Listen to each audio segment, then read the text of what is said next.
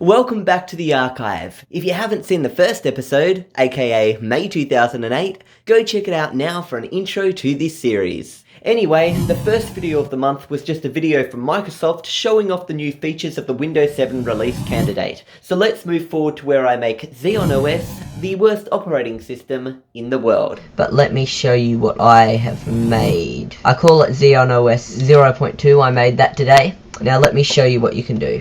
You first open it.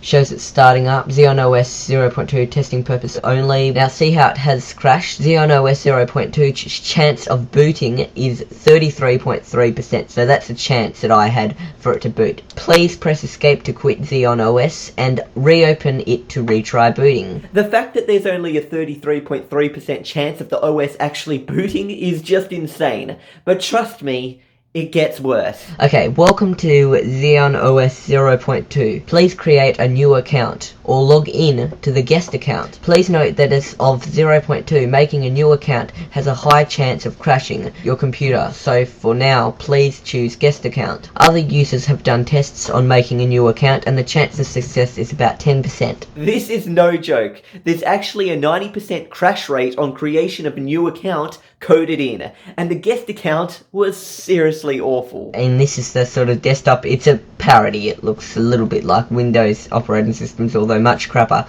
Look, you've got your start button, your taskbar, my computer. Well, look, I click on the taskbar. Guests cannot do tasks, so using this taskbar is useless. And if I click on the start button, guests do not have access to the start menu. My computer, your computer, you're a guest, meaning you don't have access to this person's computer. I've got to admit, some of those error message puns I came up with were actually quite funny. Anyway, later that day, Grandpa came over for lunch without Nana as she was feeling a bit ill, but honestly, he didn't sound much better himself. I'll start eating these. Don't sound good still, Dad. Nah, still got a bit of a croaky throat. Certainly do. Gosh. Have you ever been to Mexico, have you, Barry? No, I was at a function on Friday night and I said, don't worry, I haven't been to Mexico.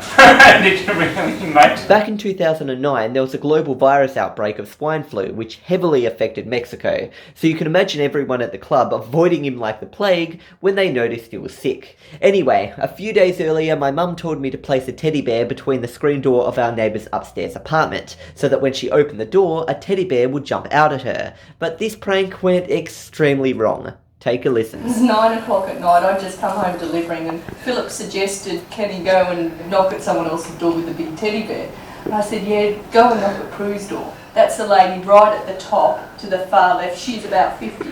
Single mum with a boy Philip's age. There's a wire door and the wooden door. He tried to put the teddy bear right up.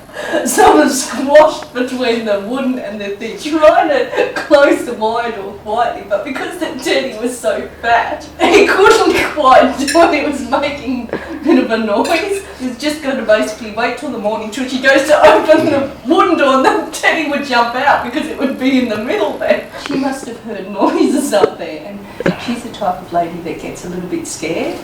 We didn't know this, but her son was having a sleepover at someone else's place, so she was all by herself at home. And because the teddy was so fat, he couldn't close the door and he was making too much noise, and she was calling out her son's name to pretend that he was home because she was getting scared. And then as soon as he heard that, he dropped the teddy on the ground and ran down the stairs because he thought she was going to just open the door and see him. She actually rang me up because whenever there's a problem, she rings me and she says to me, Di, I'm really scared. I think there's a prowler around. There's someone at the door. I know they've been fiddling with my door. I can hear it. And I was just imagining if she opened the door, there's a big teddy bear on the ground. And I felt like saying, well, it's a teddy bear. But no, she was dead serious. So I thought, oh my gosh, this has gone a bit too far. So I didn't say anything. I said, oh, thanks for letting me know. Have you got all your windows locked? I'll make sure I've got all mine. So I just played along. She's told me she called the police too because she was scared. And I thought, no, imagine the police coming up and there's a big teddy bear at the door and they say, oh, it's all right, it's just a teddy bear trying to get him. Take a moment to imagine that for a second. The police come to the door expecting to find a criminal, but it's just an innocent teddy bear sitting there. It'd make the owner of the apartment seem like she belongs in a mental institution. And you know what ended up happening? She was too scared. The police had to go and pick up her son from the friend's house and bring him back home to be with her. I'm not joking. I guess this just goes to show that a prank, no matter how innocent its intentions are, can have extreme consequences. Anyway, nothing much else happens in this video apart from Obi's diet getting thrown out the window again, so let's move on. In the next video, I play around with a soundboard I made from clips of my grandparents. It has buttons and stuff, and you click on buttons and it makes sounds. So here's an overall of the application. I'm going to add more buttons and stuff in the future. Okay, now for Diana. See, and you can click multiple times. And here's Mango. And you can do stuff like click on one and do the other. I just cooked them. I just cooked them. I just cooked them. I'll provide a link to this cringy soundboard in the description for those extremely rare few who actually have a desire to test this out. Anyway, in the next video I simply talk about visiting my mum's friend in the hospital who'd given birth a day earlier. Towards the end of the video, my dad randomly walks in carrying a few cups in his hands with a carton of juice under his arm. And that's where the video ends, so let's move on. Okay, today I want to try and guess when the birth date of Jasmine is. So once they reach 39 weeks, the baby should be born. That's 14 weeks away, so 7th August, 14th August. She should be born on the 14th of August. Okay, so to translate, that means Jasmine would be born in episode 16, but in reality, she'll be born in episode 15. Wow, stating major events in my life by episode number is really an odd concept. Anyway, let's move on. That's the full description of what we're gonna do today, Mum. No. Just tell me. No. Come on, you're vesting a film. No. I'm not sure why my mum simply refused to explain where we were going in this video, but basically we drove out to visit my nana at her house for Mother's Day. But on the way there, I give some of the strangest commentary. Wait, I want to show the inside of your car, your old little car. It's not old. Yeah, 2007, no, it'll be old in 100 years. Imagine testing out a brand new car and saying to the car dealer that it's old, and when they say no, it's new, you say, nah, but it'll be old in 100 years from now. Basically, I expected that people would be viewing this video 100 years in the future, not just in 10 years, so I try to explain things that you generally see in 2009 as if they didn't exist in 100 years from then. This is what you call a car park, where when you want to enter a shop to buy stuff, you would park your car. Main problem with car parks is there's usually too many cars and you can never find a spot to park your car. But these little machines here display information to tell you if there are any spots left. You must pay money if you stay here too long, and you get a ticket to show you how long you've been in the car park for. And this thing goes up once you've got the ticket, which allows you to go through. This all seems super obvious now, but imagine when super efficient autonomous public transport systems take over, or when high-tech cities reach a state where roads and vehicles are no longer necessary, which would potentially make car parks non-existent. Oh, McKell, that's where I work. It's called McDonald's though. Yep, McKell certainly is mentioned a lot in these videos. I'm glad these videos are being released long after I finished working there. This is Nana and Grandpa's house. And that's their car. And this is their house. Don't trip. I'm not. Hi, Dad. You got the camera band with me. Hi, Mum. Good, because I Hello. had Anyway, entering the house here, you can see the negative effects of my nana's hoarder attitude as things are piled up on top of more things as she doesn't want to throw anything away. My mum got my nana a burger. I love it. And some lotto tickets for Mother's Day. Let's see if she wins. Thank you. Oh, you got $6. 666. Gee, 666, that's an evil lotto ticket. And talking about evil, it appears my mum has a problem with her phone. Hey, Dad, you wouldn't know what's wrong with my mobile, would you? When people talk, it sounds like that. Haven't got a clue. Okay. With my grandpa's croaky voice in this video, it's almost like he hacked my mum's phone to have all calls forwarded to his phone, which would explain why everyone she talks to sounds croaky. And on the topic of sickness, let's hear about how sick my nana used to be when she was pregnant with my mum. How are you going with that stomach? I mean, do you have any problem vomiting? Or Oh, no, I'm past the... Aren't you No, lucky? I'm 6 months now. Aren't you lucky? You know? Vomiting and sickness, I had that in the first 3 months. But you don't get it later on. Because I just can't I was do. sick first day, he gave me the baby. And until I born you, I vomit. Until I born you, I vomit. Well, that certainly sounds negative, but then we remember how exciting it is to have a new baby girl on the way. Is she moved? Yeah, lots. Yeah. Not now, Yeah. but mainly when I lay down in bed, I can Yes, feel yeah. it. Anyway, scattered around the house are some old photos of my mum and grandparents when they were younger, so if you've ever wondered what they used to look like, here's your chance. Anyway, next up my nana offers to buy my mum dinner at the club that my grandpa is president of by giving her her card that she gambled real money with to earn points that can be spent on food. But this starts up a fight about how much money is actually on the card. Daddy will take you to the club and buy your dinners because I give you my card. card, And is it? you buy whatever you like, how much you like. I don't need much, just what we can eat now, that's all. You understand what I say. Get the boxes and take it home.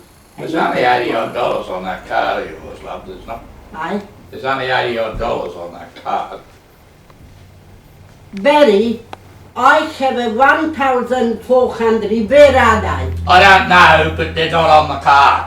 That was a great response my grandpa gave. In other words, he isn't denying that the money exists, he's just saying that wherever it isn't on the card. 1,400. What, dollars? You couldn't Yeah. possibly, that's 150,000 points, love. Can you buy things with that? You know, you can get... That's buy right. other things. I don't know where you're getting that from, Berserker, but you're not looking at it correctly. 1 point is 1 cent. $87 that you've got is 8,700 points. To have $1,500, you'd have to have 150,000 points. You couldn't have ever got 150,000 points, love. I don't know where you're getting that money from. I've been playing machine. Yeah, but And every 150 time I put things in it and I play machine, 1,460 points. And that's like $1. No, it's You not. know. You're reading it wrong. Our biggest poker machine player wouldn't have 1,000. 2.5 years I said that. Yeah, but Must be lot. no, well, I'm sorry. You did that wrong. I didn't do it Don't wrong. don't fight now. No. I didn't do it wrong. Well, obviously someone here's done it wrong, but each person believes that they're right. This is literally the cause of most arguments. We'll have a look, we'll put the card in, we'll have a look. If it says $80, it says $80. It's not 80, 800. $800. He said last time it's 800. I did. I said it's $87. And now a new number, $800, has popped up out of nowhere. With all these numbers flying about, it's up to my mum to check the number for herself. But even the checking method is something to argue about. I Okay. tell you what you do. Yep. To make a shoe Yep. and be a shoe, To make a shoe and be a shoe. It sounds like some kind of a crazy meditation technique, but the word here is actually shore, not shoe. put $1 in a machine, Yep. in a pocket Yep, machine. yep. And You don't have to do that. You go to the Wait a bloody minute, printer. and forget about that. And Okay, put $1 in a pocket machine Yep. and put the card in, and up there they will tell you how many points I got. You got plenty there. Yeah. He gone over there and he checked. He say I got 80. That's absolutely absurd. If we go Yeah. there and it says $87, Oh, that's what it says. I can't do anything. But I'll see, Mum. Do you believe me? I'll look at it myself. And Yeah. whatever it says, I'll turn But it to on. make a shoe, you I put know. $1 in a I heard machine you. and check out. They will tell you put a Yep. card in a machine naturally. Put the card in naturally? How would you even put in a card unnaturally? Anyway, for those wondering, my grandpa ended up being right, so let's move on. In the next video, I celebrate the 1-year anniversary of my massive archive. I've been making my archive for 1 whole year. I started 12th May 2008, so 1 year has just gone by. Overall, this video isn't too exciting. I just talk about the changes that have occurred in my life in the last year, such as getting my iPod Touch and the MacBook. This was the only time in the archive that I ever noted the May 12th anniversary, and for all the years after that, I simply made normal videos. For example, on May 12th, 2016, I made a video of our new baby guinea pigs eating lettuce. 2017 had my sister eating an orange juice ice block. Gee, there's a lot of eating videos. 2018 didn't have a video on May 12th, and 2019 had me looking at seagulls on Kingston Beach, and my mum making Jasmine a hula hoop. The next few videos just have me talking about finishing certain school tests and finding a game loosely based on evolution called Spore. So let's just move on to the next video where Nana and Grandpa come over, and let's just say this is Nana's most embarrassing entrance. Hello, Nana. No! Yeah, she almost had a heart attack when I said hello to her as she was walking down the stairs. But that wasn't the embarrassing entrance I'm talking about. My dad is currently getting out of the bath in the bathroom, and Nana comes in to use the toilet. I'm sorry. Sorry, lovey. Why didn't you? You can go in there, Paul. I finished. Alright. I guess she mustn't have been that desperate to use the toilet. Either that or she was so horrified by what she saw that she'll never use the toilet again. Grange, are you coming? I walk on him. You what? I walk on him in a tooth. Well, you probably didn't see much He because you didn't can't. hold me. I did. I was trying to. He's trying to. Lucky I don't see. My Nana's vision by this point wasn't doing so well due to her diabetes, but in this situation, maybe that's not such a bad thing. You're lucky I don't see. They had thick Lucky. pencil, so that's the only frightened. fountain. You would have been frightened. I didn't. I only when you moved, then I saw it. Anyway, I had a towel around me, so it would have been less frightening. You would have had a nightmare tonight. Had you seen what you'd seen, you wouldn't have slept. Dad, what the heck are you trying to say here? Do you have an evil monster down there or something? And is this something we really should have discussed at the lunch table? Anyway, Obi arrived shortly after, and he always runs inside before I can film him. So I left the camera filming inside so you could see what his arrival looked like. She just has it right. Look who's here! Yup, and like usual, his diet got ruined yet again, so we'd better skip to the next video just in case his owners are watching. Just finished printing this, and wow, the room looks yellow. I made this on Word. Basically, this is a countdown calendar, and from this day onwards, I coloured in a rectangle on this countdown every day until Jasmine was born. This shows where we are on Friday. So that first day is Friday, because Mum got pregnant on Friday. Wow, that's a little too specific, but I guess I was trying to make it as accurate as possible. So the next day would be Saturday, then the day after that would be Sunday. So I've got to colour the first 3 to catch up, and then every day after that I'll colour 1 more until we get to Mum and Philip. Now let's explain that Mum symbol means when Mum thinks Jasmine's going to be born, Philip means when Philip, which is me, thinks Jasmine's going to be born, and due date is when her actual due date to be born is. Anyway, I end up placing the countdown on the wall above my bed, so you'll notice it slowly become more coloured as we progress through the videos filmed in my room. Anyway, in the videos following this, I just talk about various topics such as my scoliosis problems, swine flu alerts, a sudden interest in the periodic table of elements, more Pocket God and Powder Game updates, and then we come to a video titled Nana and Grandpa Come for Lunch and Grandpa Falls Asleep. And honestly, nothing much happens in this video apart from Grandpa falling asleep. And after, he will argue with him, he don't know.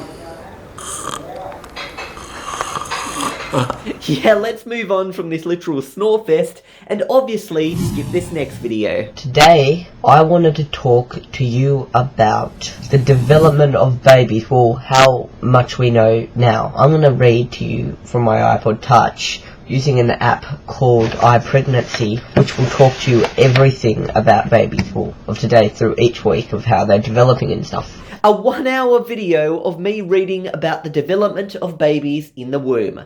No thank you. Next up, we have this super cringy and ridiculously slow video I had to make for homework, where you make a rocket by mixing bicarbonate vinegar in a film canister. And seriously, have the ingredients on screen for 5 seconds, not 16 seconds. Oh, this is so awkward. By the way, those sunglasses had to be worn for protection, otherwise we got marked down. I wasn't trying to be cool or anything. Tell me when you start recording. I've already just started just now.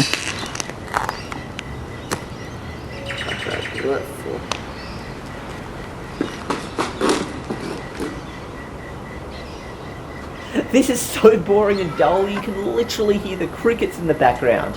And no, I promise I didn't add those in. Nothing's happening.